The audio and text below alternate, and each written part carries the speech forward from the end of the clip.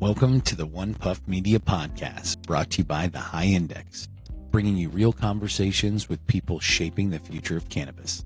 Join us weekly to go behind the scenes of tech and innovation powering the plant. Come roll with us. Hey, welcome to this episode of One Puff Media. Thanks for joining us this week. James, how are you, sir? Doing great, Alex. How are you today? Doing well, thank you. And this week's guest is Joseph Bancheri with XRPure. How are you, sir? Doing well, thank you. What's up, Joseph? Thanks for joining us today. Thanks for having me. Appreciate it. Great seeing you again, man. So why don't you go ahead and just introduce yourself, give a little bit about your background and kind of the highlights about XRPure and what you got going on in the industry. So I'm the national sales manager for XRPure. As far as how I got started in the industry, I mean, it's many years ago, 20 plus years ago, but I've always been in technology, and I've always really cared about the plant. And I was in the legal market. I was a wholesale director for cultivation here in Nevada. We had one of our incumbent machines at that facility, and I met the guys at XRPure, and they told me that they were building a unit that would compete with that machine. And I said, come by, because mine's down, mine's broken. Come take a look at it, build something better. And then when you do, let me know, and I'm here for you. So that's kind of how we connected. And then it's been about 2 years I've been working with them. And it's been a great journey. We've built in really good machines, and they're simple and powerful, and we can get into all that. That's awesome. Thank you. So before XRPure, were you already in the cannabis? I mean, I guess you were already dabbling in the cannabis industry prior. What, I guess, was the jump for you to come into cannabis? Like, when did that transition happen for you? Well, when it came legal, I was like, I need to get involved any way I can. And I came from like I said, a technology background. So I started with environmental controls. And that was like my original help to the industry. And I would go to all these different conferences, and I met a group that owned a gummy brand that was in 3 different states. And I really wanted to be on the THC side. And they said, we just hit it off. And they said, we want you to be our national brand manager. So I was a national brand manager for Can America. And we were in Colorado, Maryland, and Nevada. And it was a wild ride. I learned a lot about being on the THC side, and I learned how to write SOPs, and I had to train on people how to be salespeople that were just coming off like the production line and stuff like that. So that was a wild ride. And then I also learned that a lot of these brands, they make some very wild decisions, and just put me in a predicament. And then I ended up leaving them, going to a flower brand, Tahoe Hydro, which was awesome, great brand. And then COVID hit. I was with MPX for a while, and it was just very turbulent in the Nevada market. And I saw the opportunity when I was the wholesale director for a facility here, and I met the XRPure guys, and I'm like, I would love to get back into the technology side and support the industry, and then not be restricted to just Nevada. So that's been the best part about XRPure is, we have about 12 units out in the US right now. We've got Mississippi, New Jersey. We're putting some machines in Massachusetts. And now we're getting inquiries from around the world, which is outstanding. When was the company founded? It's about 2.5 years ago. Okay. So our parent company has been in the X-ray component manufacturing business for 75 years. So Barracks Imaging. So they're definitely well established, and they're the largest independent X-ray tube manufacturer in the world. What was their reasoning or consideration for wanting to jump into the cannabis space? So they were actually selling tubes to one of our competitors when they first came out. So they saw like there was opportunity there, and then our founder of XRPure, Jeff Adams, saw the opportunity there. And I just happened to sit down next to them at MJ Biz, and we started talking, and I told him about my machine, and then here we are. So yeah. Thing led to another, and yeah, that's awesome. Yeah, that is awesome. So you were on the floor pretty early on in the development of XRPure and in the rollout, right? You said you've been with them for about 2 years, and they came out about 2.5 years ago. So what does that early journey look like to get it off the ground, right? You said you already kind of had it teed up for one unit when they came to fruition. What is it? What does it look like for the educational piece just to get this giant ship moving with XRPure? Yeah, so well, first of all, we're late to the game, right? So there's our competitors. They've been around for a while. Everyone knows their name. Everyone knows who they are. And just to make a name for ourselves and to show who we are has been like the biggest asset to getting in with customers and showing them what we can do. And when I bring them by our facility here in Vegas, and it's just one office of 20 global offices. They see what we're about and they see like the quality of the product that we build. And then on top of that, we use in our unit actually the most powerful X-ray tube of that type that's available. Yeah, we could get into all that if you guys have questions on that as well. I'm sure I'll dive right into those questions for sure. Yeah. Because I remember, gosh, was it 2 years ago? You guys were working on getting one of your units out in Florida or so, or about it. I know. I guess it was last year. Did that come to fruition? You guys have a unit out in Florida now? No, we were in a battle. It was a tough battle with one of our competitors, so that one didn't fly.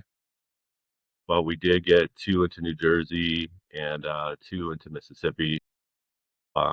Yeah, and then we have about 4 or 5 here in Nevada, one that's about to be installed here. So how big are these machines? What are we talking about? Like when we're talking about getting these into certain states and comes on a locations? truck, right? That's what I was getting at. It's a hefty machine. It's about 5,000 pounds. Yeah, it's all like lead cabinet, and we go by the highest standards, all the FDA regulations. So if everything went federal next week, you wouldn't have to do anything with our machine, as far as upgrading it or anything like that. And then on top of that, it's very safe to work around. You don't have to wear a badge or anything like that around the machine. And I'd imagine something that weighs 5,000 pounds doesn't really matter what it is. There's going to be a hefty cost component to it, especially when we integrate, good tech and actual use case for it. So these things, you guys come in, bring you work with a manufacturer, and you bring in this unit for these businesses. Are they buying them outright? Are they leasing them, or do you guys, I guess, rent them out, drop them off on site to leverage for harvest season? Like, what does that process look like? Yeah, so we actually manufacture the units ourselves. We assemble them here in Vegas. But yeah, we have to rent a forklift. We're responsible for the machine until it's fully installed and integrated into your facility. We actually run some tests with your flower, with your strains, to develop recipes for you guys. And then we train your staff. We do measurements to make sure everything's okay. And then on top of that, we help you with your compliance in your state with submitting proper paperwork, stuff like that, getting it registered with Department of Radiation or whatever. And then obviously the Cannabis Control Board, whatever entity is in your state. So there's a lot of the compliance end that we help with. And then obviously get the machine fully installed, integrated, and running in your facility and train you guys. So I know we touched on a little bit prior to the start of recording this, we touched on a little bit about what it is that your machines do. But for all of our listeners out there that weren't privy to that, can you dive into a little bit about why someone would want your machine, an ideal company that would have your machine, and what they use that for? Yeah. Well, I can kind of give you like an idea. This is how I explain people how it actually works. Basically the plant, it's cured, it's harvested, cured. The plant's no longer alive, right? But there's microbials, yeast, mold, aspergillus. There's their DNA, and they're still alive on the plant. So the X-rays are very like little needles that go through the plant cell and do not affect the plant. Keep the integrity of the plant. That's why I support this technology. But it will break up that DNA of the microbials. And then this way, when you jar it, you put it in packaging and whatnot, that yeast, mold, aspergillus, it doesn't continue to grow. So what we're going to be doing is a stabilization test showing after 6 months, after 12 months, how this actually helps not only the shelf life, but the microbial growth over time while sitting on the shelf. That's awesome. That is, yeah, very, very cool. So how, and I totally get it. So it's just going after the DNA of the mold and the mildews and the things that are going to be, contaminants that are going to negatively impact the flower. Yep. How does how does the process work in an instance where maybe somebody has been, putting preventatives on their flower throughout the growth, throughout the flowering cycle, or maybe just in vegetative state to prevent, mold and mildews in general? Does that impact in any way the success rate of your unit, and how does it affect it at all?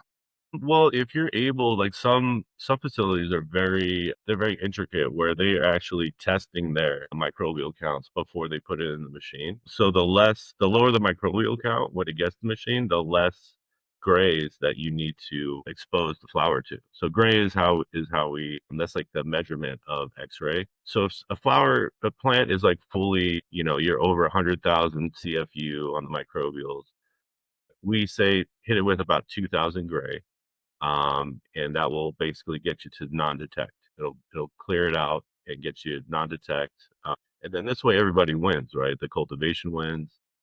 They're able to get the plant, the flower to the dispensary, and then the end user wins as well because they're getting clean flower to use. It changes the term of clean your weed, right? It's no longer just pick out your seeds and stems. We are. Wait, there's more to it than that? This just elevates the level of cleaning weed, and I think it's interesting because it is such a stigmatized component in the industry right now, right? And there are some people who are advocates for it, who see value in it. There are other people who are completely shunned by it and advocate against it for a number of reasons. And there's a lot of people who are like, hey, if it's been remediated, it should be on the label, right? People should know. And I've heard that a bunch from, I guess, a consumer standpoint. If we had 2 bags of identical flour, one went through your machine, one didn't, and then a week later you set them side by side and they've been in the exact same controlled situation, are you able to detect the difference between those products? Well, that's why we're going to do that stabilization test. So it'll show after 6 months. So we'll have the COAs from original. We're going to have flour that's run through our machine and flour that has not been run through a machine at all. And then we'll be able to test the microbials day 1, 6 months, and then 12 months. So that'll kind of be the data to show that, it's. So doing the test so the consumers know, the people know, the businesses know. And it's interesting. We talk about cleaning it, and remediating when we know there's a problem. Do you see your customers or customers in the industry, maybe with some of your competitors, that are using this and not retroactively, but proactively, just to ensure that there's nothing bad that might flag when they test the product? Yeah, absolutely. It's part of their SOPs. I know at the facility I was at here in Nevada, it's everything that, because you're going to pay to test it. That if you fail, then you have to remediate and then pay for testing again. You might as well just make sure that it's clean in the first place. And then on the data side, we also have, I forgot to mention, we have pre and post data showing water content, terpene profile, and THC percentage pre and post, and everything is maintained. That's awesome. Yeah, it's going to be my next question. The concentration of the the flower, have the terpenes been affected? Yep. What are we looking at with the cannabinoids, and how are the trichomes being altered? And when I think about, and God, I wish I just had a count of how many strains I've seen or put my hands on or had some general idea. I think one of the biggest issues, and many people don't really care, right, from a consumer standpoint, but if I have a piece of flower, and I don't care what kind of flowered plant it is. I don't care if it's lettuce. I don't care if it's something for my garden. I pull a dandelion out, or I get a rose from my rose bush and I put it inside and I just set it on the counter, not inside of anything. And it's just there for 6 months. There are so many different brands of flower that you can attain right now that it'll sit there for 6 months and it'll still be kind of spongy, you know? That's the kind of stuff I don't trust, right? Because clearly something has been applied or sprayed to that product. And after 6 months, this piece of now decaying plant is still moist and mushy. That is definitely a bad sign for me. I'm not going to consume that. And that's because something was sprayed on it. I guess for the sake of... Is that common, Alex, in grow houses for sprays to be... Not in grow houses. I think there's most growers in the industry aren't putting anything on their flower. Okay. And I know that when you're talking about, we have this, this pesticide, this safe organic, oil-based pesticide, we're going to put it on your plants. And I was in that space, and it's definitely an uphill battle. There is value for how it can be leveraged, but if it's applied incorrectly, or you're using a product that has some, inert ingredients that you probably should not put on your plant, or that don't dissipate over time, that is common. And you see it more so in the gray market, outdoor flower, things like that. But even still in the license industry, it's still okay to do that. And it's not going to fail your tests, right? Your tests will be fine. You're not going to have any pathogens. There's no effects to your plant, but it's prevalent. You can see it. You're like, well, that should be dry. It's been sitting there for a month, right?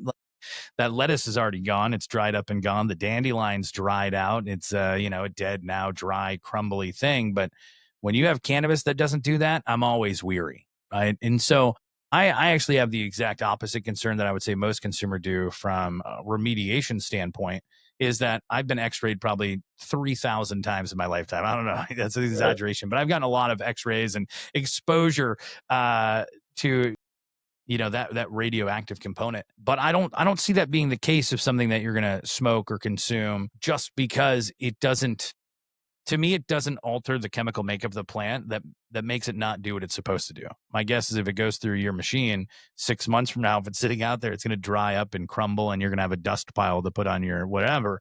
But that should be how it goes, right? I wouldn't want to, I got to sit there and cut it up with scissors, or my grinder gets all sticky. It's like, guys, it shouldn't be sticky anymore.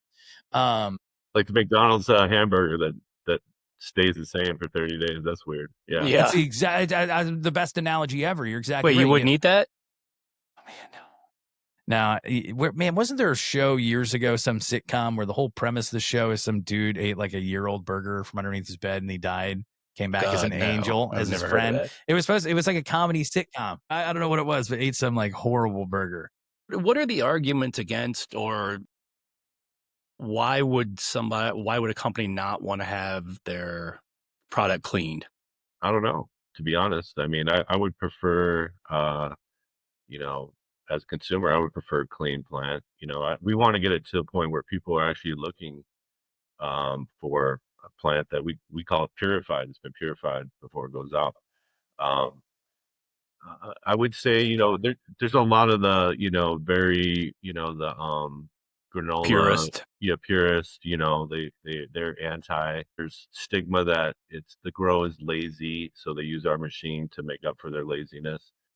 But there's the compliance around, like in where is it, in Illinois, it's like 1,000 CFU. I mean, how are you going to pass? That's just like airborne aspergillus. You're gonna fail with that, so it's extremely rigorous there. And and when it comes to applying chemicals on your plant, or any kind of preventative on your plant, you can only do it for X amount of weeks in vegetation, and then I think it's only like 1 or 2 weeks in flower, if that's it. So like if you have a batch that maybe gets hit with spider mites or aphid, whatever it might be, or mildew, there is no recourse. At that point, what choice do you have? And the reason I think technology like XRPure is so critical, if I'm a small business and I grow, I don't know, let's say 100 pounds a week. If I harvest that 100 pounds this week, and I'm only getting 5,200 pounds a year, and I take a batch in and it fails a test, it used to be that has to be discarded, right? I mean, you can't do anything with it. Yeah. And so in the way that individual states test the batches, it's all different. So you might have to have a 10-pound sample batch that they test. And if they find any kind of contaminant, maybe an employee snipped off a piece of their tiny rubber glove and that little black piece of rubber went in there. If that's found within that batch, that entire batch fails. It's not like you can just do anything with it. It has to be discarded. It can't be sold. It's no longer a consumer product. Well, you've just spent the past 2.5 months producing that product. You have a bunch of money already tied up into it. And it's even worse when you have a powdery mildew. Now, what I've seen is that folks who do have problems, typically, they just use that flour for distillate, right? Because once it goes through that process and it goes through the extraction, there's no longer any more contaminants, because it's just crude oil at that point. But for small businesses that need a way to ensure their product meets shelves and retailers, I think what companies are doing to find a way to purify the cannabis, ensure it's safe for consumers, is critical. Is Is XRPure, is that considered a true remediation of the marijuana? Yeah, we use we use X-ray technology, and let's first and foremost, I'm a plant guy. I believe in the plant. I know it's medicine. I know it's useful, helpful. It's from nature, and it's here to help us. And that's my main. That's why I'm in this. That's why I've been doing this for so many years. I believe in the plant, and I feel that the integrity of the plant should stay the same. And the end user should be able to get the cleanest product available. And then the cultivator who spent all that time cultivating it, curing it, doing their thing with it, they should be able to let all that flower get to the consumer. So everybody wins. Consumer gets clean plant, the cultivator gets to make their money, and get the best product to the consumer. Have you guys ever had a product that failed after going through one of your machines? No. That's awesome. Yeah. So, and then there's other technologies as well. I don't know if you guys are familiar, but there's RF technology, there's ozone technology, there's other gases that people put on their plant. And all of these technologies they affect the plant. They definitely affect the integrity of the plant. Ozone, I've never opened a bag of weed and didn't smell anything before, but it was put through ozone and it was brown, and I just opened the bag. I was waiting for it to hit, and it never happened. So that's definitely not what you want to. You spent all that time on this strain. That's not what you want to put out to the public. Well, and I think that term remediation, right? It's been kind of bunched in and categorized, and it's kind of now become all encompassing. If you've in any way did something to make your plant better, to clean it in any way, that's it's been stigmatized as, well, you've remediated it. I don't want remediation flower. And I think you brought up something that's really important. Ozone, in how it's leveraged, eats bananas to me. And there's a few other remediation ways that can be done, but it's very apparent that the flower has changed. It didn't look like that when it went in there. Yeah. So I think that everything kind of from a consumer standpoint and from, industry folks, it's all been stigmatized as, it's been decontaminated, or it's been, and I think it's interesting because your technology is not the same. It's not the same as going in as fogging your plant or producing some one-off scenario of changing the chemical makeup in order to make it, consumable. Yep. And RF technology is a great way to say it's a microwave. It's radio frequency. So that's got to heat up the plant. That's going to cause, issues with the plant. So yeah, chemical compound changes. And so how do you guys go about, I guess, like simplifying this for operators and consumers alike, right? This is the stigma's there, but how do you, I guess, change that narrative? Well, that's what we're working on with the stabilization test. So that's going to show not only microbial growth over 6 months, 12 months, but also how the plant looks, how the plant smells, whatever, that still has its integrity. And then on top of that, we're going to run a video. We're about to do some videos, instructional stuff, informational stuff about the machine. But what I put in there that I want to show is we're going to have a dosimeter, which measures like radiation or stuff like that. What's it called? It's called a dosimeter. Okay. Yeah. And we're going to run that over the plant. Then we're going to run the plant through the machine, through a cycle. And then as soon as it comes out, we're going to lick the buds, and then we're going to run it over the plant again to show that the X-ray goes right through the plant. It doesn't care about the plant. It doesn't affect the plant. It just kills the DNA. And it goes right into the lead walls of the machine. There's no residue of radioactivity on the plant. So just so I can have a better understanding, visualizing, and help anyone who's listening in visualize this. So the unit that you guys have, is this a unit that gets installed inside of your cannabis facility, in grow? Maybe it's up in a corner against a wall and it has a door that opens up and you put trays of I'm trying to visualize it. Yeah. So we've actually got we have a patent on the tray that goes in the machine as well. The X-ray tube, the X-rays come down like a cone, and you could put about 20 pounds in our machine, and it goes onto this polymer, plastic, whatever. We've got like a special sauce in it that reflects the X-ray back up into the flower. I mean, you can about 20 pounds in there. It could be turkey bags. It could be Mylar bags. You put pre-rolls in there. You can put whatever you want in the machine, and then it takes about 2.5 hours to run a full cycle for 20 pounds. That was my next question. Okay, so about two and a That's half awesome. hours. Yeah. And can you use it on resins and rosins as well? Can you use it on Yeah, those kind of tinctures? Yeah, we actually had a group out here that they did rosin and then their rosin failed. And they wanted to run it through our machine, and it's been about 2 months. They're still trying to get approvals for the CCB, the Cannabis Compliance Board here, to run it through one of our machines. So It that's must have been a live rosin, right? It had to yeah, have been a live product if yeah, it's failed. yeah, That sucks. yeah, I couldn't yeah. imagine that. Yeah, they went You through got all this. that stuff. I gotta check back in with them because I connected them with one of our accounts out here that has one of our units. So I'm curious on how that went. But I know the state gets super, they're hard to deal with on Why doing does it. the state care? If I'm an operator or a manufacturer out in Nevada and I want to buy your machine and use it, why does the state care? I don't know. They just always get in the way. They're just a pain in the ass. So is every state like that? Like That you I've have to go worked through with, some sort of maybe not compliance or Oklahoma. I think Oklahoma's kind of like wide open. California, Oregon, but then those states also that they don't even need our machine because their compliance isn't as hard. Yeah, it's more of the new market. So when you think about a new market coming on board, they've kind of saw everything that's happened, consumer sales, licensed issued, licensed drop, businesses open and closing, and they saw the pain points of a lot of operators and a lot of failed products that get recalled.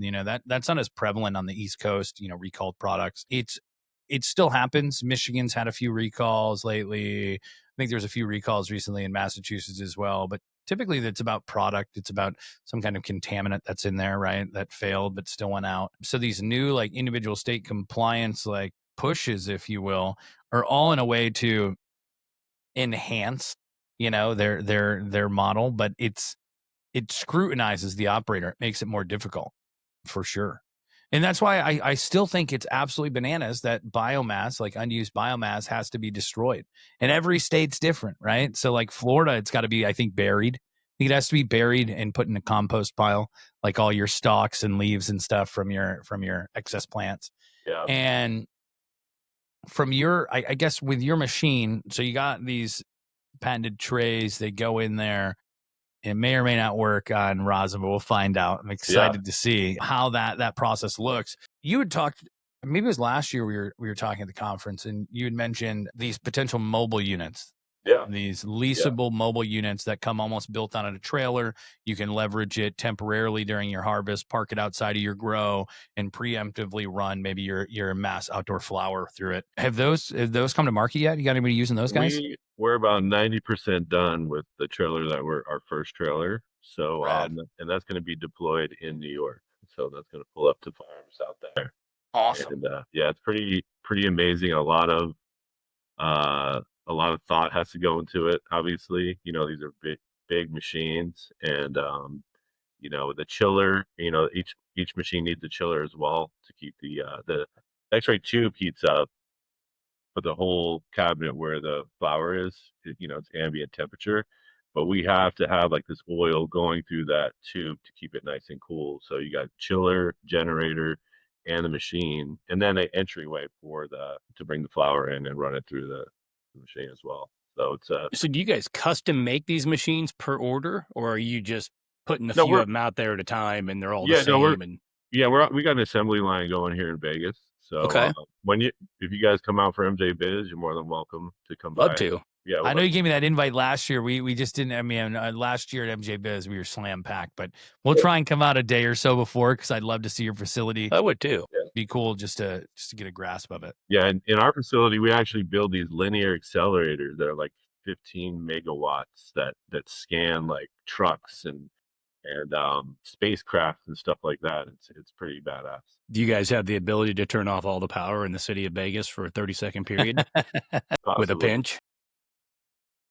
But what I also wanted to talk to you guys about, I don't know if you guys are familiar with this, but irradiating like steaks and food and stuff like that's going on all the time. It's been going on for many years, and then on top of that, they even irradiate blood.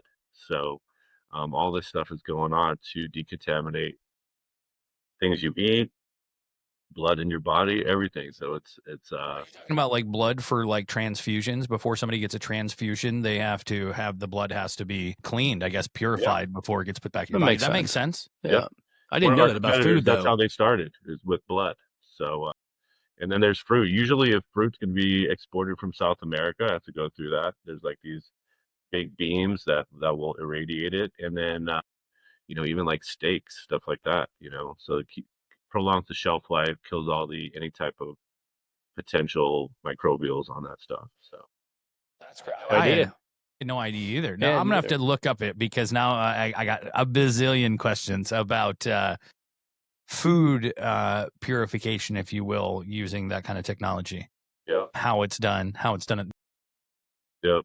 There's a little symbol for it. When I find it, I'll text it to you just so you can see, and it gives you the whole background on it, what it means and stuff. Yeah, we'll show it up here during this segment when we publish it as well, because I'm curious and I don't think most people know. Yeah. So you had mentioned that in your factory in Vegas, you're building these machines that are looking through, you know, trucks and planes and all this stuff. Does your company with the technology outside of the cannabis space, is there like some government application where my brain immediately went to, if you're scanning trucks and things, is this like a way to see things coming in a container on a boat, you know, coming over the border at Right. checkpoints? Logical. Yeah. Is that some of the application uses you have? Well, yeah, we've got tons of government contracts and stuff like that around the world for border security stuff like that. So, and that's just our office. You know, we've got 20 global offices around the world. We are looking at actually getting some of our XRPure units in Europe.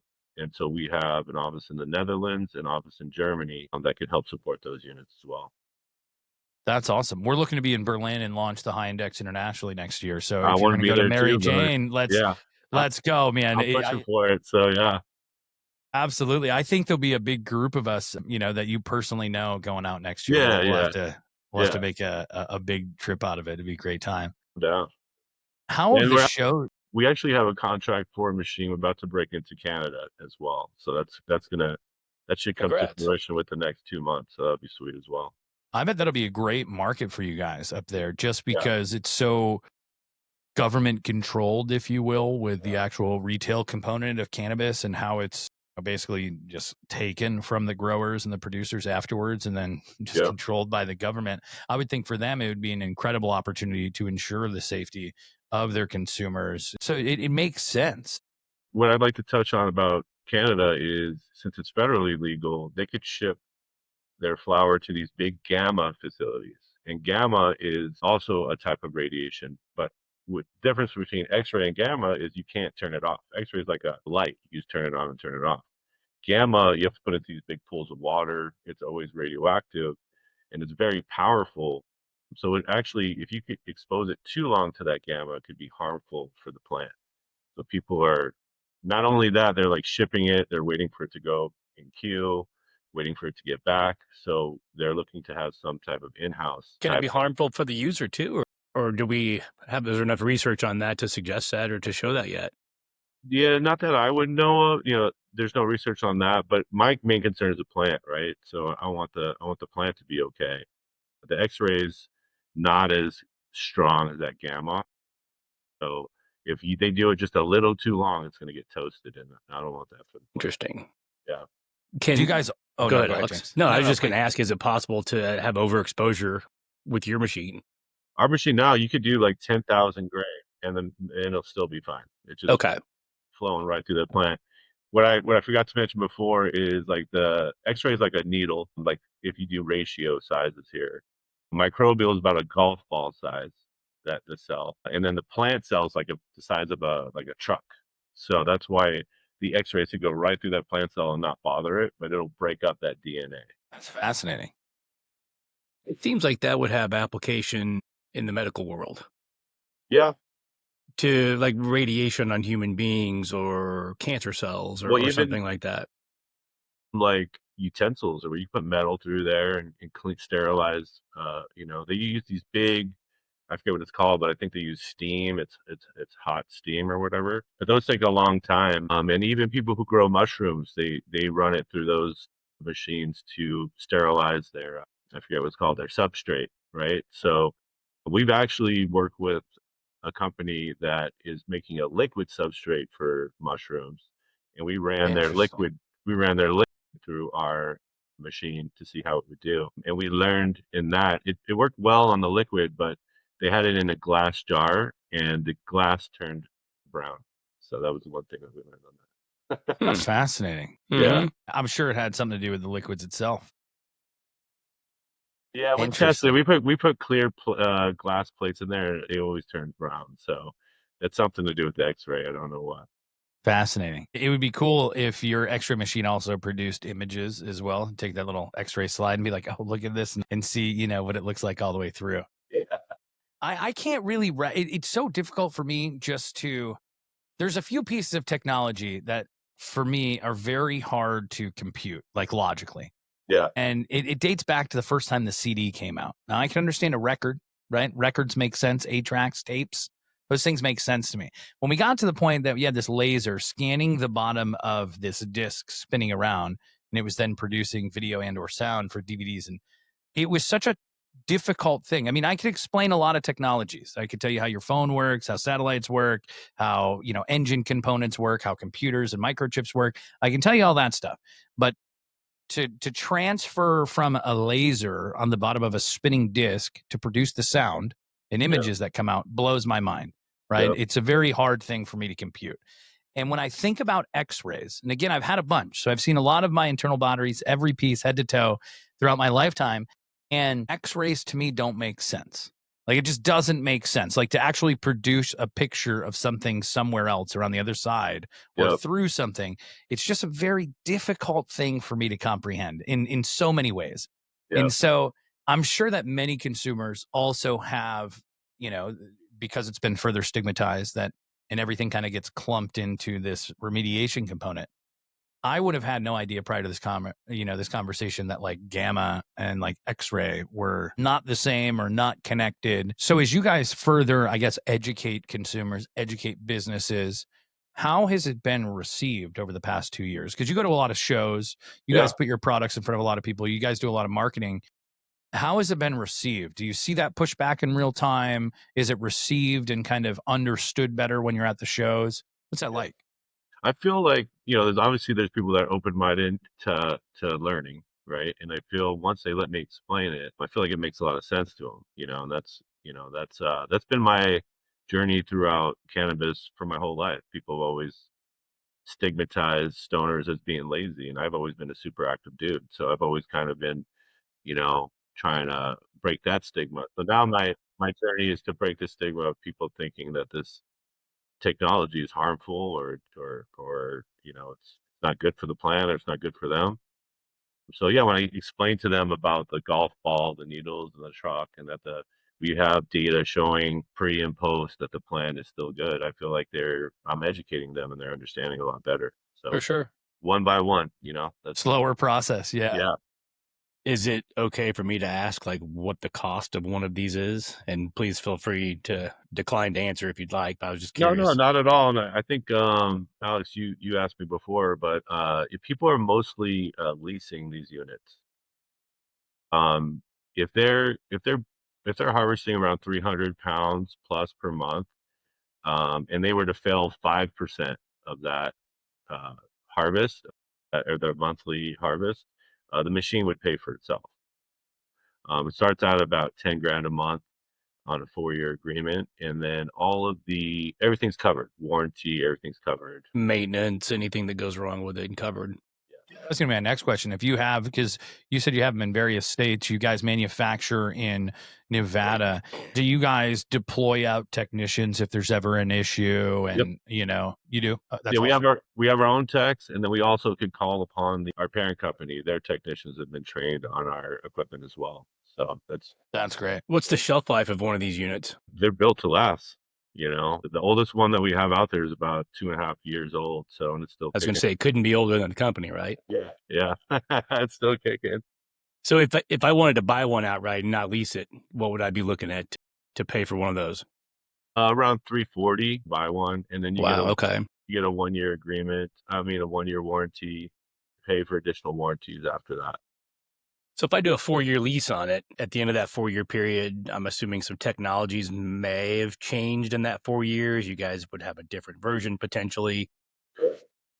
Or is this a technology that's pretty stable, that's always going to pretty much be the same thing? Are you guys Yeah. looking at upgrading the versions and making new products in Yeah, that space? we'll either retro that unit, get you updated, and then keep going with the lease, or you could buy it after the lease. There's different options there. The good thing with our company is our parent company actually holds that note, so we're not sending people out to try to get financing and stuff like that. So we actually hold the note internally. So that Very helps a lot. nice. Yeah. And then people don't have to come up with all that capital, and you're covered the whole time. So it makes sense for everybody. It's almost a better option Yeah. than buying it outright. And then what I forgot to touch on is our X-ray tubes at 12 kilowatts. So our closest competitor they have two 4-kilowatt tubes, so they're at 8 kilowatts. And then that's how we're able to do 2,000 gray in 2.5 hours because of the power. When you say gotcha. gray, what does that mean? That's the measurement of X-ray the dosage measurement Okay. that you put onto the plant. Thank you for that. Yeah, and if you have let's say you did all these preventative things, IPM during the grow, and you have a lower microbial count, you could get by with 800 gray, 1200 gray. People will test it. They do a R&D test to see where they're at, and then they can kind of keep figure out where they need to be for their. Do you guys have a version that's coming out to like throw a whole plant in, like a live plant? Has it ever been tested? The X-ray will kill the plant. It will kill the plant. Yeah. So that's Because why. I mean, it makes sense. It makes sense that it would kill the plant. I often think about, hey, you got a grow room and, you have one bad batch. Maybe you got a bad table in there that's got some issues. Yeah. And when, right now, the only option you have is you chop that shit down, you get it out as far away as possible. Yeah.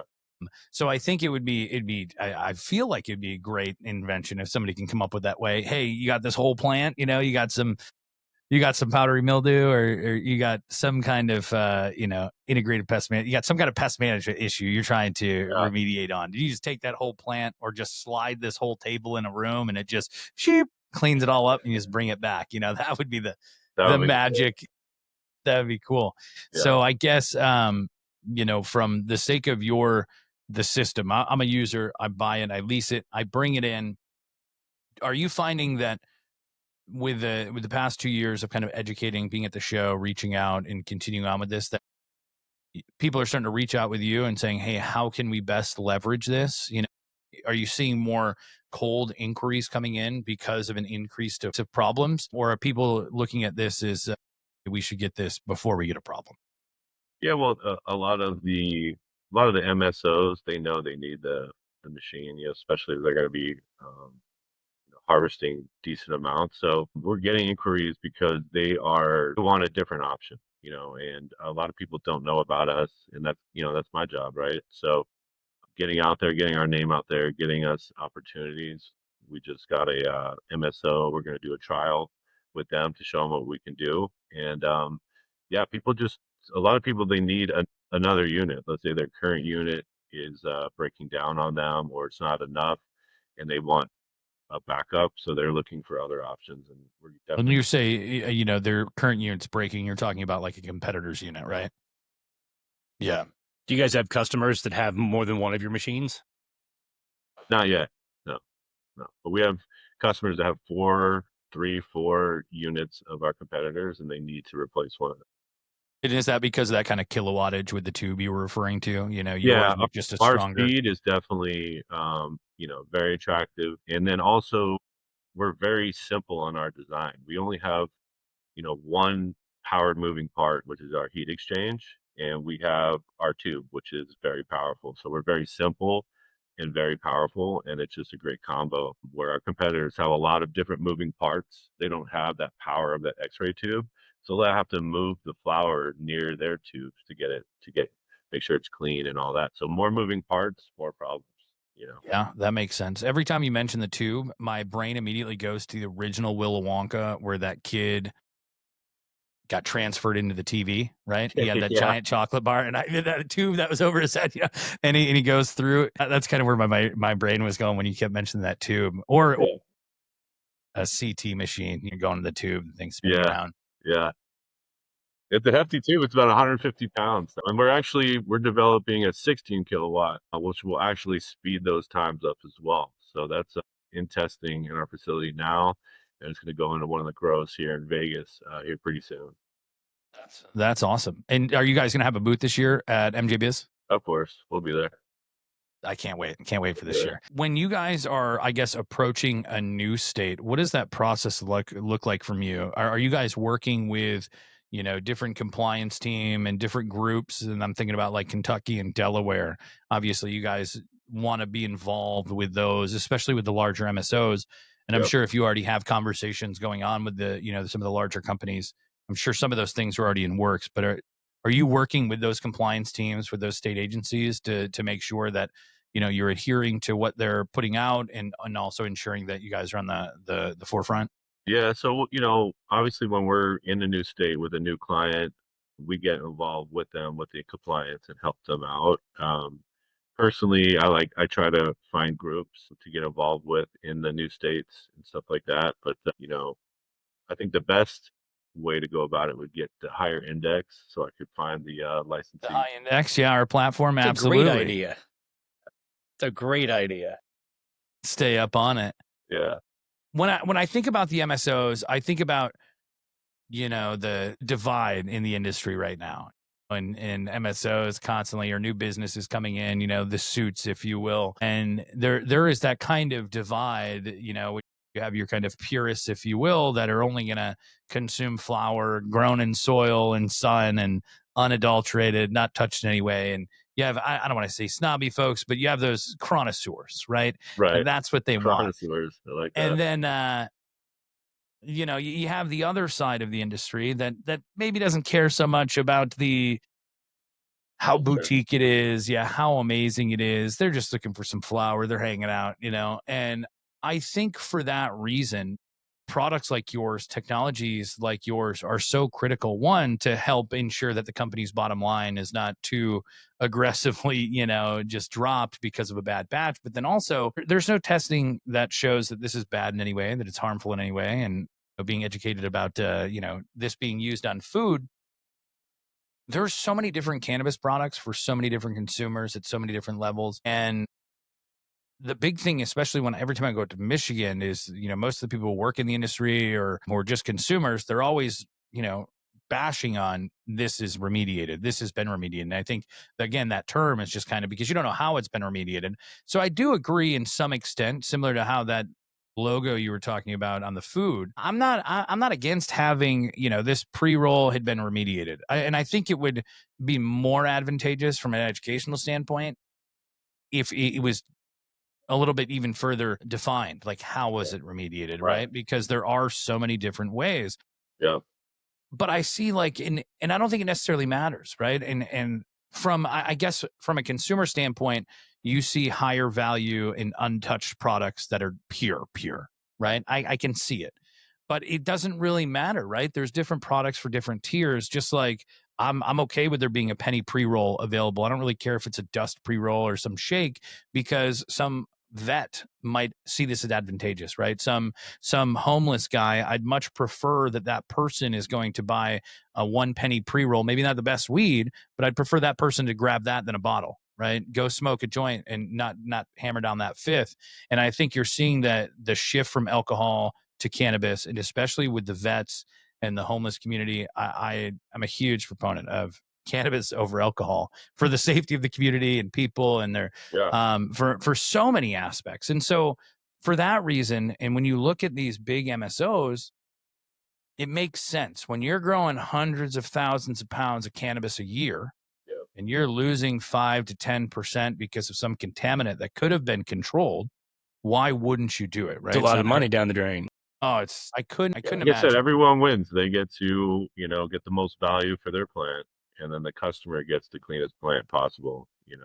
Obviously the type of remediation, decontamination is very prudent, and I think it should be. I think it should say remediated X-ray or remediated ozone or Is it remediated required to RF. right now? No, No. no. Well, And that's one actually, of the I heard in Mass they did change it that if you do it as a process before you test, it's labeled as sterilization. But if you fail and then send it out, now it's called remediation. But I don't think it says the process of how it was done.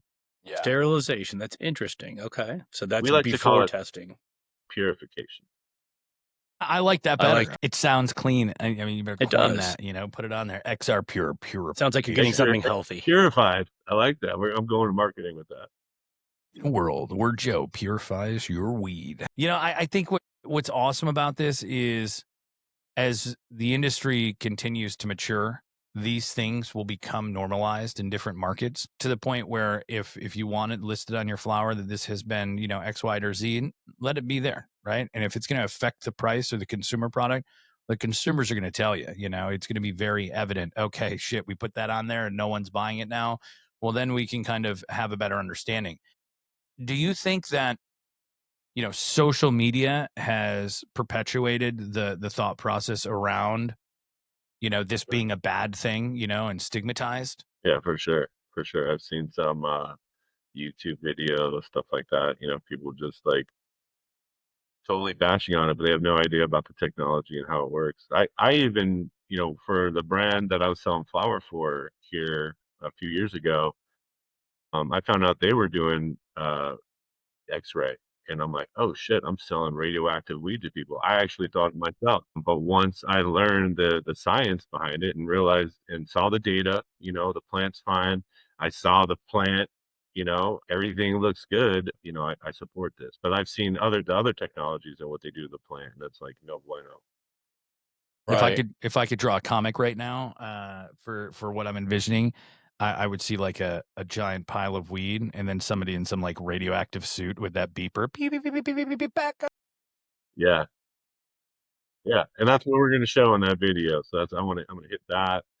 Obviously the look of the plant, and then yeah. So and then the stabilization test will also just be more data to back it up. So at some point we want people to see like this has been X-ray purified, and that people are going to want that. Especially if you're a patient with immune compromise, you want to be firing up, some yeast and mold and smoking it. I'm sure it can't be good. And I mean, I'm sure we've all smoked that at some point. If you've consumed cannabis in the early Just more 2000s, flavor probably back have it. then, but Yeah, oh, what do I got? Infused? Oh, no, that was just the mold talking. I do you think that because of, I guess, this, online stigma that has been produced, this uneducated stigma that has been further just perpetuated and then people just jumping on that bandwagon, you always got to have to worry about, the people who are literally just trolls out there, right? That have nothing good coming. They're just out there just bashing anything that they don't understand. And then somehow that becomes normalized and the masses start following this ridiculous notion. Are you finding that because of some of those things, like the video that you mentioned, that your customers are not promoting, or I guess they're yeah, kind of keeping it hush that, hey, yeah, we're doing this? we're like the side chick, man. People need us, they want us, but they don't want to tell anybody about us. That they're doing that. There's our marketing company keeps asking me to get testimonials, stuff like that, and I'm like, people want to keep it on the low because they're nervous of the feedback or that people won't buy their flower, stuff like that. It's unfortunate, but that's why I'm trying to create all this information and data so we don't have to, it doesn't have to be like that. I would recommend that you guys do some polling. Yeah, we And actually did. I have a poll. We did you? That's awesome. 16 people, 9 out of 10 would rather have their plant clean, decontaminated, and I could send you that poll as well. Yeah, I would love to take a look at it because I think that's something that would be extremely valuable as you're doing your outreach. You're trying to bring on a new customer just because of the simple fact that if consumers have that stigma and, have been brainwashed by what this actually is, I'm sure that it must make it more difficult to kind of break through to a grower to show the benefits, right? Yeah, yeah, yeah. It could be tough, but I people that are in very strict areas. They know that they need it, and even if they're not growing enough for it to make sense for themselves, they end up finding other growers that need that service, and they run it as a toll process, and it ends up being like a moneymaker for them as well. So, and they work James, together. James started asking about this earlier, with the progression of the product, new technologies and things like that. Do you see these units becoming or having some kind of handheld mobile version, or some like smaller version for a smaller grower? Like maybe it is the size of I don't know, a washer in this instance, and maybe it only does like 3 pounds. Or do you have like a different tiered idea coming, or is it more a commercialized unit? We have thought into that, just so we could get more units out to maybe people who are growing less. But we've been pretty busy working with that mobile unit, so we've been really focused on that, and then testing the 16 kilowatt to get more throughput for our machine. But for 2026, we're going to look at developing some other machines and types of equipment that way. That's awesome, and it makes sense. And do you guys partner up with different? I don't want to say remediation, but different kind of like IPM or different technology companies or someone in a similar space? Do you guys have different kind of partners that you guys leverage? Yeah. Well, the main partners we like to work with are the labs, right? Because they're the ones seeing who's failing, stuff like that. Makes sense. And a lot of their clients don't know about us yet, or would like to know about a different option. So we try to give them as much information about us to pass it along. And then I've been in the biz for a while, so I know a lot of people on the lighting and post-harvest production style people are the ones that are gonna mostly know if their clients are failing, stuff like that. So I partner up with a lot of those guys. It makes sense. Yeah. So if you have what's XRPure's number one prospect? What size cultivation? What type of cultivation? Indoor, outdoor, large, small? What is your guys' number one target? Well, like I said, probably about 250, running about 250 pounds a month or more. And it just makes sense. It just pays for itself at that point, especially if they're got a fail of like 5% or less. And are you finding that with the customers and units you do have already leased out, are you finding that it's a 50-50 split, indoor, outdoor, or is it predominantly one side or the other? It's a lot of indoor, because outdoor, they're harvesting, once a year. So that's where that mobile unit might be really hot for that. Sure. But we've talked to a few. For them, it's like, they're going to pay for it all year long, but only use it for a section of the year. So that's been kind of the pushback on the outdoor guys. But yeah, we still have all these different deals in works right now. So we'll see how everything pans out. Yeah, that makes sense. I can't wait to see that, riding down the highway at XRPure and just seeing that, Hey, we'll have to just fall behind it on a tour bus. You'll have to do a US tour, right? Yeah, Just get out there. I know Dablicator did one. Was it last year or the year before? They did a van tour, and they went from California up and then back into Massachusetts, I think, or DC is where they ended up. yeah, And I was like, man, how dope would that be, right? You're on this van tour with your company. yeah. I would have loved to have been one of the employees there, just That's stopping at legit. dispensaries, Yeah. state to state to state to state, all the way across. Well, I can't believe we've been at this for over an hour. It's been a great conversation. So as we kind of, wind this down a little bit, where are you guys headed? Where do you guys see? I mean, you're talking about the unit next month, and you kind of alluded to this a little bit, but in the next 12 to 24 months, where do you see XRPure and the industry growing with it? I see a lot more global stuff for us. A lot of that's on the horizon. Like I said, Europe, Thailand has reached out, Sri Lanka, Australia. So I see a lot more global penetration. But as far as here in the States, we're just going to keep pushing here in the U.S. and build our team, and just keep pumping units out. That's awesome. What advice would you give to somebody who's trying to scale their business and get brand awareness going right now in the cannabis space? Just be true to your brand, just be true to yourself, and then your people will come. Be authentic is usually the best way to roll. So always the best way to roll. Yeah. Well, my director, he's allowed me to be me, and I really appreciate that. He knows Love that. Yeah, he knows that he brought me on for my experience in the cannabis space, and he allows me to continue to do my thing. And he knows that I'm true to the culture, and I believe in the plant and all that stuff. So I feel really blessed that way. Yeah, I can see that. Where can people connect with you and XRPure? How can people get in touch with you and get the ball rolling if they need your services? Yeah, LinkedIn is always the best way.